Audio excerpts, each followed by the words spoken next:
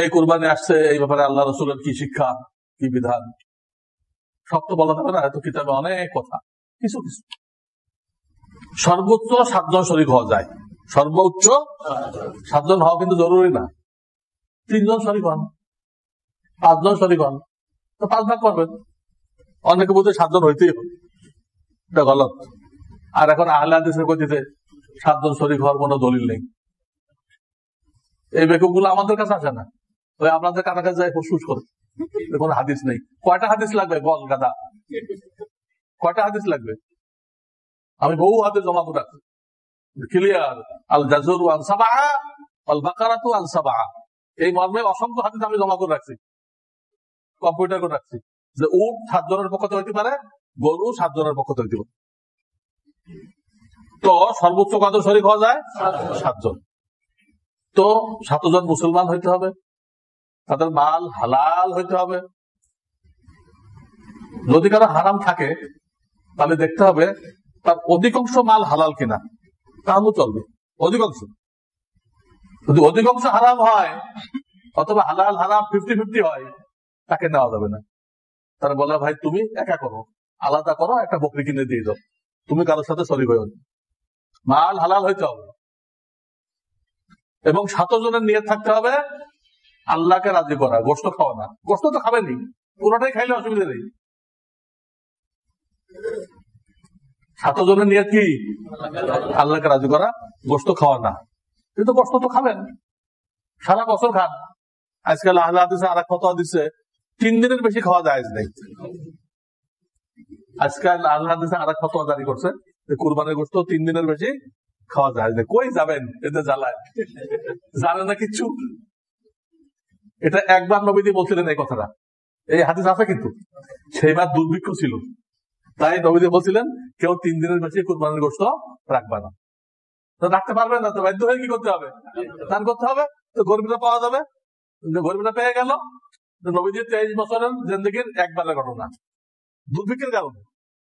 কিন্তু পরের বছর এটা বলেন নাই, তারা অনেকদিন ধরে খাইছে। ওই 1 বছর প্রায় না, এখন আপনাদের ঘাড়ে চাপাই দিচ্ছে। এই আহলে হাদিসের হাদিস বোঝা নমুনা, কিছু বুঝে হাদিস। তো বলতেছিলাম তাদের কি আল্লাহকে রাজি করার নিয়ত থাকতে হবে, গোশত খাওয়া না।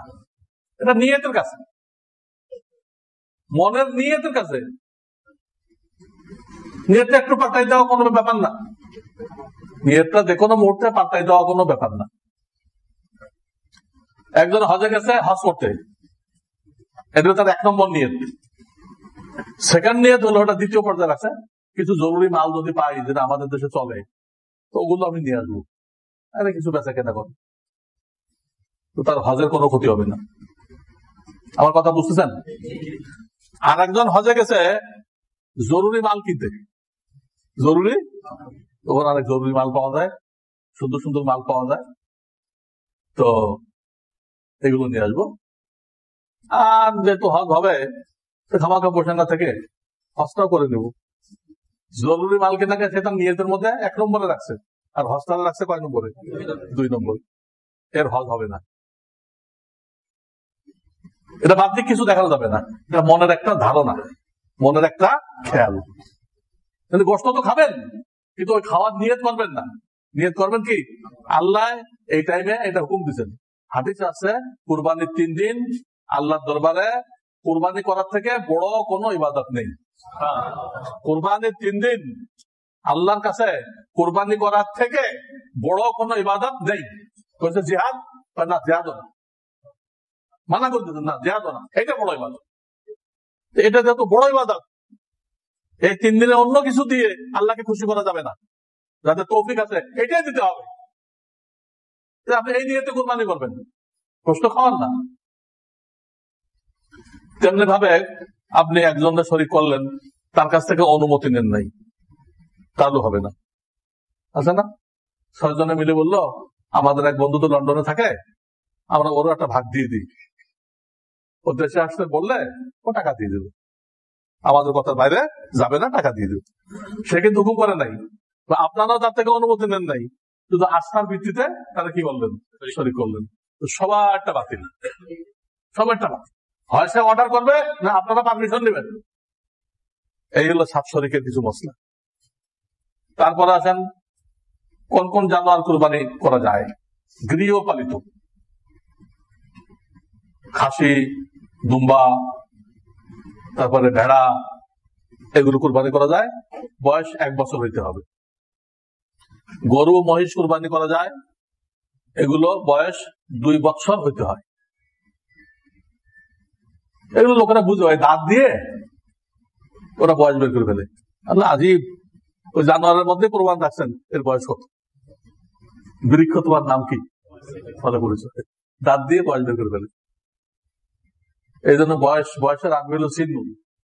চিহ্নের আসল অর্থ তো বয়স না, চিহ্নের আসল অর্থ তো দাঁত। তাহলে বয়সের আপনি দাঁত হলো কেন? হ্যাঁ, যেহেতু দাঁত দিয়ে কি করে বয়স ঠিক করে। তাহলে গরু মহিষ কত বয়স হতে হবে? 2 বছর। আর উটের বয়স হতে হবে 5 বছর। কয় বছর? 5 বছর উটের বয়স। এর বাইরে আমি 5টা কইলাম, এর বাইরে কোনো জানোয়ার দ্বারা কুরবানি হরিণ দিয়ে করলেন হবে না। বন গরু আছে না, বন গরু, হ্যাঁ, গয়াল বলে, গয়াল। আমাদের মোহাম্মদপুর সাদেক এগুলো সপ্তাহে 1 দিন বেচে বন গরুর গোষ্ঠ, গয়াল। একদম এই গরুর মতোই, সিংটা একটু লম্বা, এটা দিয়ে করলেন কুরবানি হবে না। এই গেল জানোয়ারের কথা। জানোয়ারের মধ্যে শর্ত হলো এটা সুস্থ সবল হইতে হবে। জানোয়ারটা সুস্থ সবল হইতে হবে। যদি ল্যাংড়া হয়, দুর্বল, হাঁটতেই পারতেছে না, কানা, অন্ধ হয়, 3 ভাগের 2 ভাগ বা তার বেশি কান কাটা, 3 ভাগের 2 ভাগের বেশি কান কাটা, লেজ কাটা, লেজ, এটা দিয়েও হবে না। হাড্ডির মধ্যে মগজ থাকে, হাড্ডির মধ্যে এই মগজ শুকাই গেছে, ভিটামিন ডির অভাবে মানুষের এই মগজ শুকায় যায়। হাড্ডির মধ্যে মগজ আছে, এটা নেহারি খাওয়ার সময় মজা করে খান, সুশি সুশি। ওটা না থাকলে, এটা যদি না থাকে তো পট করে আপনার হাড্ডি ভেঙে দেবে, হাড্ডিতে আর জোর পাবেন না। এই মগজ শুকাই গেছে, এই জানোয়ার দিয়ে কুরবানি হবে না। তারপরে কুরবানি করার সময় শর্ত হলো ছুরি খুব ধারালো লাগবে, যাতে জানোয়ারকে কষ্ট দেওয়া না হয়। জবাই করা তো যায়, কিন্তু কষ্ট দিয়ে জবাই করবেন, অনর্থক কষ্ট দিবেন, এটা আল্লাহ অনুমতি দেয়নি। ছুরি কি হতে হবে? খুব ধারালো হতে হবে, পোষাই পোষাই করতে পারবেন। আর একটা শর্ত হলো একটা জানোয়ার জবাই করছেন, তার সামনে আর একটা করা যাবে না। তাহলে এই জীবিতটা ভীত হয়ে যাবে যে আমার তো এই অবস্থা হবে। ওর আকল নাই বলে কিছু বোঝে না, তাহলে গাড়ি তলে পড়ে না কেন? গাড়ি দিলে ফেলে দেয় কেন? ওদের কিছু আকল আছে, নামাজ পড়ার মতো না, কিছু আকল আছে। এই জন্য ওই একটা জানোয়ারের সামনে করা যাবে না। একান্ত করতে হলে একটা চাটাই ধরেন, যাতে জবাই করাটা ওর সামনে না পড়ে। এবং জবাই করানো হলে ওর সামনে যাবে, ছুরি দেখাইতে দেখাইতে যাবে না, বাহাদুরির মতো ছুরি ঘুরাইতে ঘুরাইতে আমি আসতেছি, জায়েজ নাই। এই ছুরি ঘুরাইতে দেখলে, ছুরি দেখলেই ওই জানোয়ারের কি হয়ে যাবে, আতঙ্ক হয়ে যাবে। ছুরি লুকায় নিয়ে যেতে হবে, লুকায়। কিন্তু মশলা আমরা জানি না। নিয়ে জানোয়ারটা শোয়াইবেন দক্ষিণ দিক মাথা দিয়ে, শোয়ায় বিসমিল্লাহ আল্লাহু আকবার বলে জবাই শুরু করবেন। করে খাদ্য নালী, হ্যাঁ, প্রথম আসে হলো শ্বাস নালী, তারপরে আসে হলো খাদ্য নালী, আর 2 পাশে 2টা আসে রক্ত নালী। মোট 4টা রগ কাটতে হবে। কয়টা?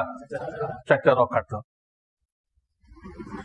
আমাদের দেশে যারা ভুল করে, সেটা করে কি, ওই যে হুজুর যায়, তার একটা হুজুর আপনি শুধু বিসমিল্লাহ আল্লাহু আকবার বলে না পোজ দিয়ে দেন যে আপনি সরেন, কষাই দায়িত্ব নিয়ে কেটে ফেলি।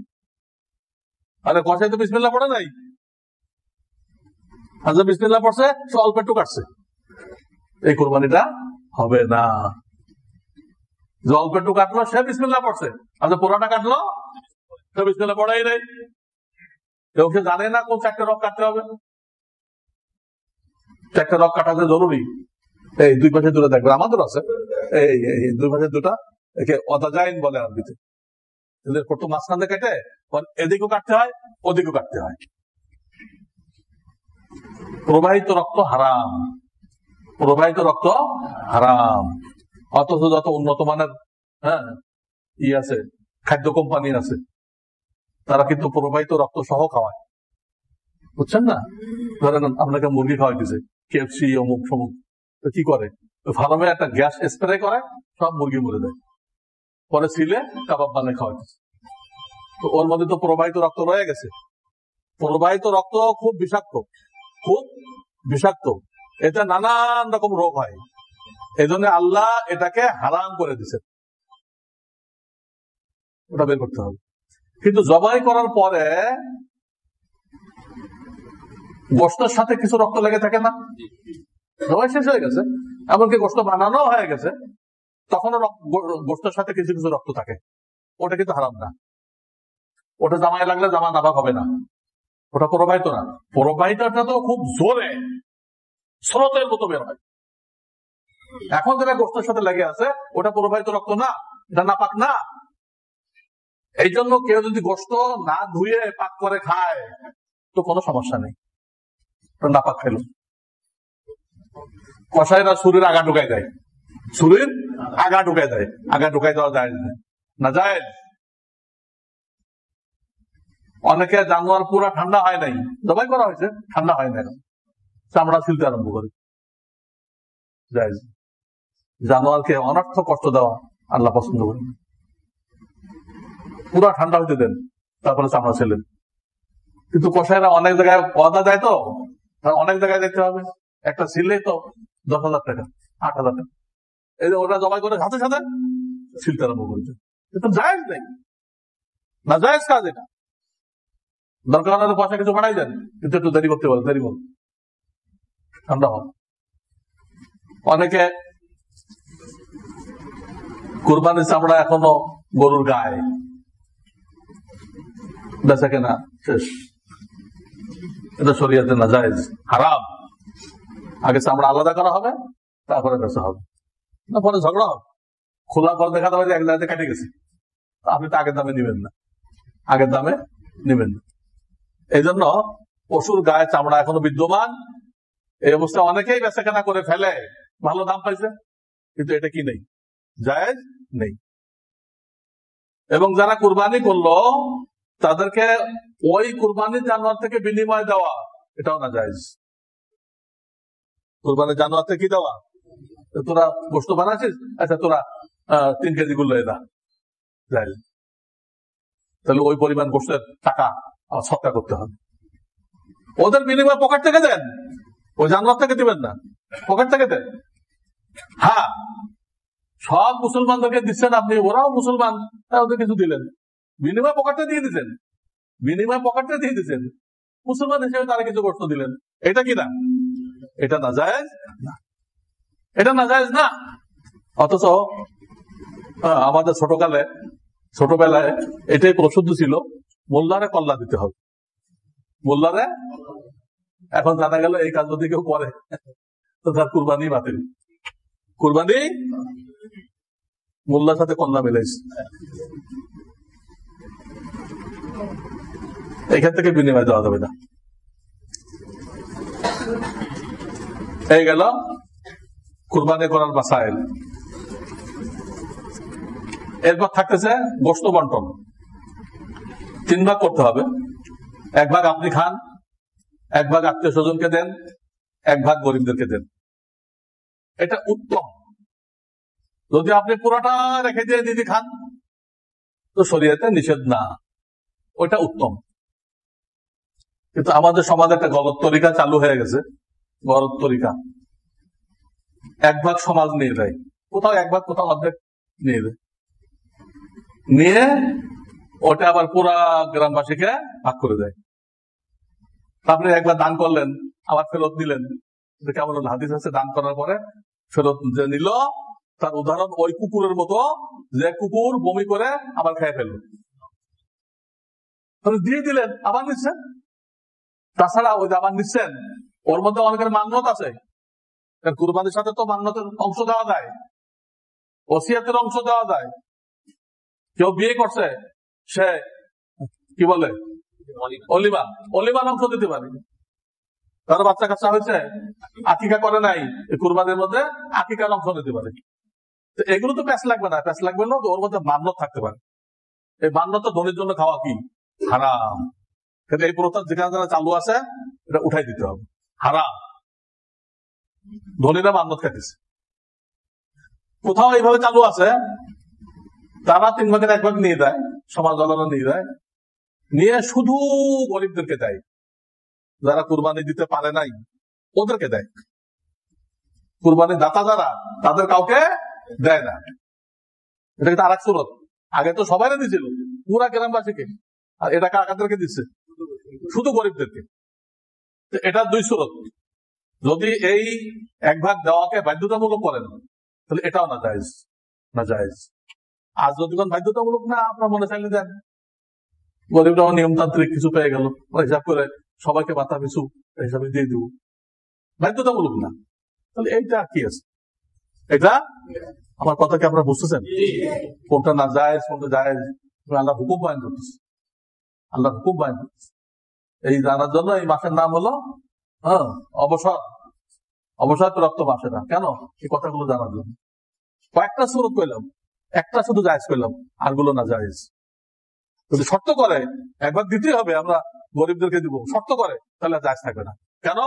কুরবানির গোশতের ব্যাপারে আল্লাহ দাতাকে অধিকার দিছে, ইচ্ছা দিছে, তুমি যেভাবে ভালো মনে করে দাও।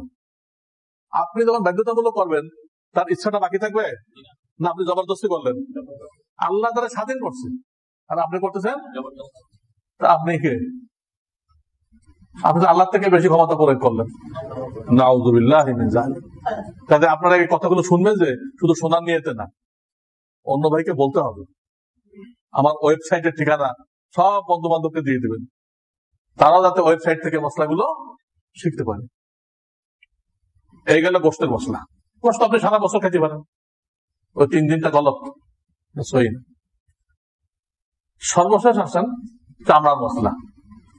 চামড়ার মশলা হলে এই যে কুরবানি দাতা চামড়া পাকা করে নিজে ব্যবহার করতে পারে, পাকা করে নিজে, কিন্তু যদি বিক্রি করে তাহলে আর ব্যবহার করতে পারবে না, ওটা গরিবদেরকে দিয়ে দিতে হবে। নিজে ব্যবহার করতে পারবে দিতে। তো প্রায় লোক তার বুদ্ধিমান না, বুদ্ধিমান তো হাতে গোনা কয়েকজন। প্রায় লোক বললেন, হুজুর আমরা এটা বেছে আপনাদের মাদ্রাসায় কিছু পয়সা দিই, আপনার মাদ্রাসায় কিছু, এতে তো সে সব কম পায়। একা যখন বেচে তো দাম কম পায়।